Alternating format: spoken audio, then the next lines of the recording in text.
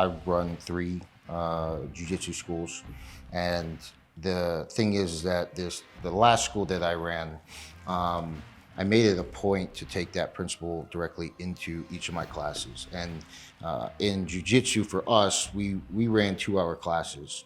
And normally when you run a 2-hour class at a school, usually it's something like 15 to 30 minutes of warm up, and then you'll do like 30 minutes of class where you learn something, and then you'll finish out the last hour with either some control drills and then full grappling. And so like they're broken into these sections. Well, the 30-minute learning period is actually the only time you're really doing real drills. And I've always found that that was an inefficient way of doing it. And what I did was I took my classes, and the majority of the time, unless there was a different reason to approach, I did an hour and a half of teaching, right, of training.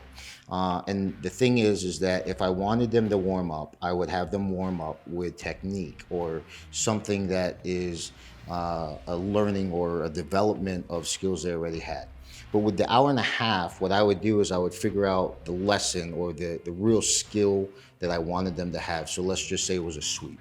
So what I would do is I would teach these techniques, or I give them drills that would always return to this one thing, no matter what. And I would know that even though I taught them how to take the back and do this on this, like for the first 10 minutes, my next 10 minutes, I would teach them something else, but there would be a correlating skill between both of them that by the end of it, and a lot of times the students wouldn't even realize that, but they would absorb that skill and they would actually have drilled that skill so many times. Whereas if I had forced them to do like that by itself without creating a creative way of not tricking them to do it, but just get them to rep that, they wouldn't have developed those skills as quickly. And then my senior belts would eventually go, I see what you're doing. Like, it's not really as important the other sequences. It's trying to figure out what you're trying to get us to master. And a lot of times it's a fundamental skill.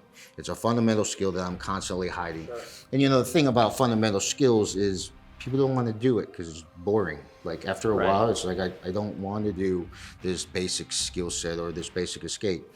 But that's where people talk about, mastery is really master of the basics. You and I have a little bit different idea of what the basics are, or mastery of the basics is really based upon your mission, but those fundamental skills, you have to be able to do those without thinking every single time perfectly. And we spoke about this, the difference between training and teaching. I think you teach somebody until they get the first rep correct. Yes.